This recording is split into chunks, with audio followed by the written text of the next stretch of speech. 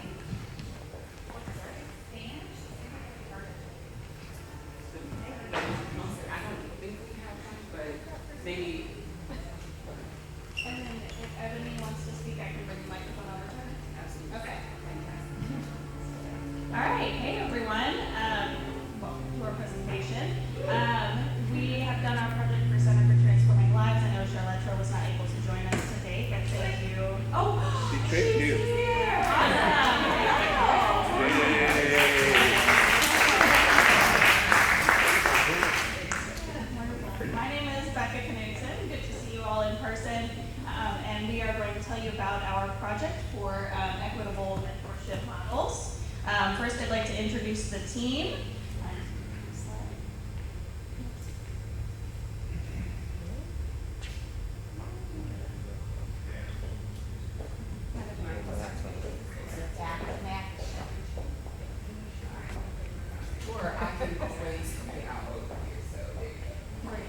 All right, so to introduce the team, we have Rochelle Blackwell, we have Christina Brooks, Phil Fishbane, Victor Turner, Wendy Chabet, and myself, and Ebony Young, who is joining us via Zoom today. So I'm going to run the microphone over to her because her slides are next.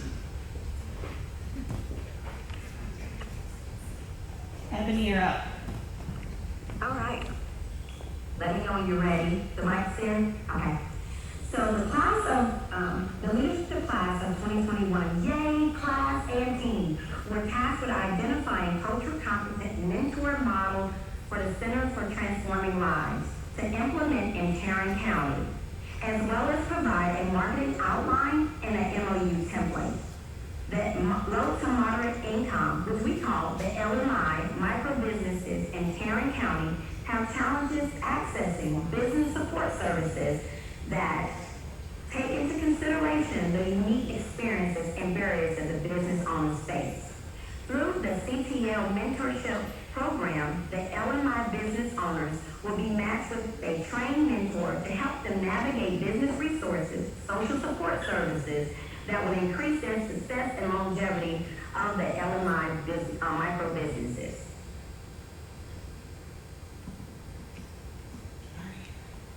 We're having a little issue with our slides, but that's our introduction.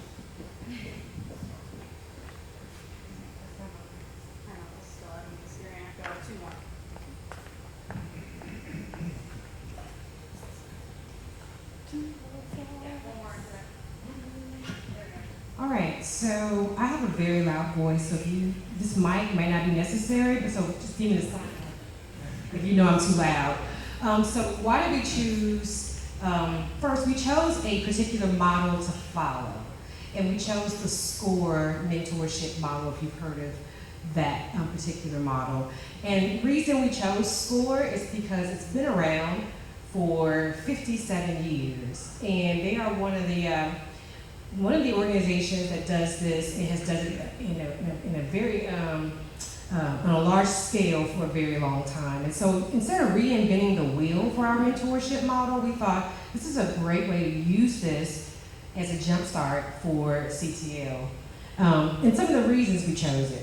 One, we want it to be cost efficient. So SCORE is free, and not all of them are free. So SCORE is a free model that you can use, and they have multiple points of access. And not just because it's, we're in the COVID era, it's also because they have webinars, they have in-person sessions.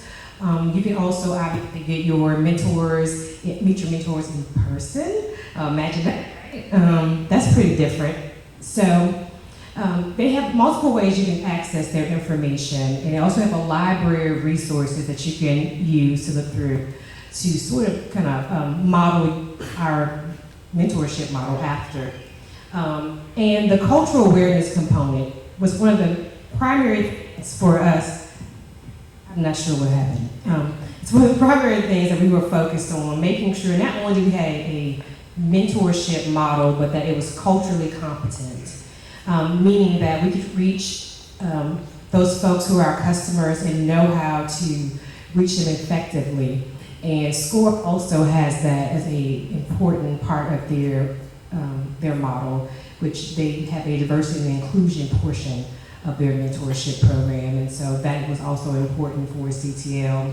And there are a couple of others here, and you'll notice there's some limitations with some of those models, hence why we also use the SCORE model. We want to make sure there's cultural competency, that it's not restricted by location, that wherever you are, you can be a different place. You can do, obviously you can do Zoom, you can do in person, or you can do it through a webinar. So you want to make sure it was accessible for everyone.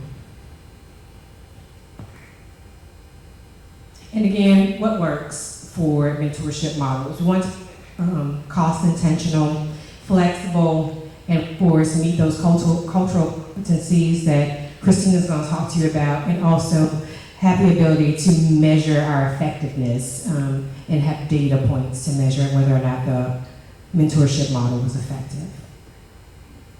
All right. Okay. So now we're talking about the cultural awareness and competency gap. As Rochelle just stated, one of the most important things in developing the cultural competency mentorship model was to make sure that we were looking at this from a perspective that incorporates the individual layers of identity and the groups and differences within those groups into the consideration of how the mentorship model was actually developed, how we connect, how we deliver the service within the mentorship model, and then also how we measure it. So in looking at the data collection and tracking, we're looking at the different types of identity that are in our presentation that we provided to CCL. We kind of outlined 5 dimensions of individual identity. And so we tried to represent those layers of identity in this graphic here, and that's what you'll see, the individual identity dimensions, and then also the types of service industries and the services that would be provided in the actual mentorship model. So it's not specific to a specific business industry per se, or even a mentorship model, but the ideas that should be considered when you're talking about incorporating cultural competency should be kind of common across the board. So next slide, please. So in looking at it from that perspective, we developed 3 specific toolkits that can be used as kind of a layer on top of any existing mentorship model We, of course, liked the score because it had everything that we were looking at. But we developed 3 toolkits that can be used to assess existing mentorship models and improve them, incorporating that equity or cultural competency. So again, we looked at, we created a toolkit for connection and understanding how to communicate with different constituencies or identity groups that may be mentors, as well as mentees. So looking at how do you engage and attract mentors that have difference, and how do you engage and attract mentees that may not fit into existing models, mentorship models, or may not be attracted to existing mentorship programs. And then we also developed a toolkit for delivering service. So depending on exactly what type of mentorship the program provides, we also provided that equity lens and a way to assess how are you delivering services right now, how can you improve that delivery of service, and then finally we provided a toolkit for equity and metrics and indicators. So how are you going to measure your success in those programs? Again, using that equity lens, making sure that you're measuring the right things, the things that matter, so you can actually see progress and not just kind of rely on feel-good stories at the end of a mentorship program, but actually how did that business grow? Were they able to grow in their workforce, revenue? And so we created a model that would do that as well. Next slide. Looking at the looks on y'all faces, I'll make sure I'm long. Looks for me, thank you. Anyway, as part of our toolkit, we wanted to make sure that we had some type of document to formalize the agreement between the mentors and the mentees, as well as CTL having an arrangement with those businesses that they had in the program as being mentors. So we developed a template, memorandum of understanding template that they could use with the various businesses that will be entering into the program. We also outlined goals and objectives and gave a little bit of history about CTL and what their mission is, so we'll align with that with the mentors that will be participating in the program as well as the mentees. So it's something similar to some other programs, but we tailored it more toward CTL and their mission. So hopefully that MOU will be something that they can use throughout their program and working with their future mentors and mentees. Y'all can go back to Frank. Well, hopefully they smile now. There's a quote that I love. It's by that famous person, Mr. or Mrs. Anonymous. You know who that is? It goes something like, this. A company with no marketing is kind of like winking at somebody you find attractive in the dark. You might know you're doing it, but nobody else does. We want to do the same thing for CTL. When they wink, we want people to know that they're there. And with that, our marketing plan, there's a 4-part process that we discussed with the team. One, obviously, we want to promote this program throughout the community. 2, we want to secure community involvement. And we want to recruit and train mentors. It's huge for this program to get quality people to train mentees. That's what the mentees are there for. They want to grow and have a successful business for the long term. This isn't a 1 or 2 year deal. This is a lifetime that these people need. Then finally, we want to ensure sustainability of those businesses. As mentioned, we want this to be a long-term plan for those companies. Then next, our general recommendation, we want to provide customized service via social media, such things as YouTube, where we could have our mentors do YouTube videos. The mentee can look at that anytime they want, and then pick a mentor that they think is appropriate for them. Also, they can do it from the privacy of their own home. Next thing we want feedback. The only way for this to succeed is if we have people give positive or negative feedback And if it's negative, let's tweak it and make it right. So that's my portion. Let's pass it over to Wendy to wrap up the marketing plan.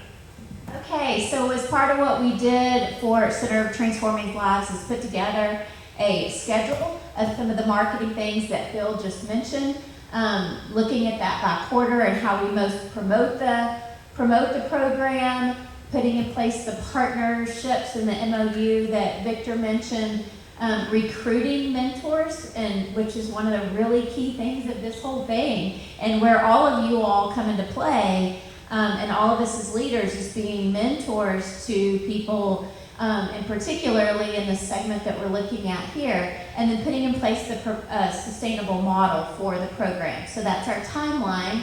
Then on the next slide, you'll just see kind of the 4 key things that we looked at in order to make sure that this program is getting out there. As Phil mentioned, we have a great mentorship program.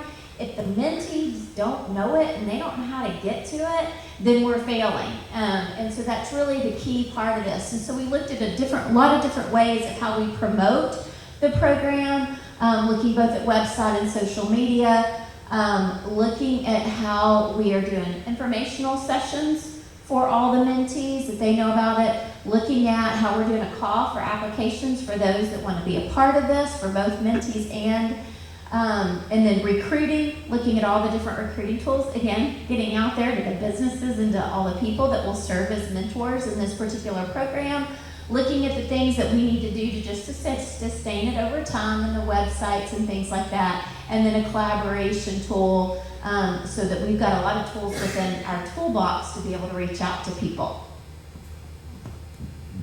All right, y'all, that is the overview of our project. We have all the printouts if y'all want to see them. We could certainly talk about this for hours on end. But just as a recap, the deliverables that we've provided for Center for Transforming Lives was a recommendation on a mentorship model, some toolkits to ensure cultural competency and equitable access, MOU template, and a marketing plan. So if y'all have any questions, we're happy to answer them.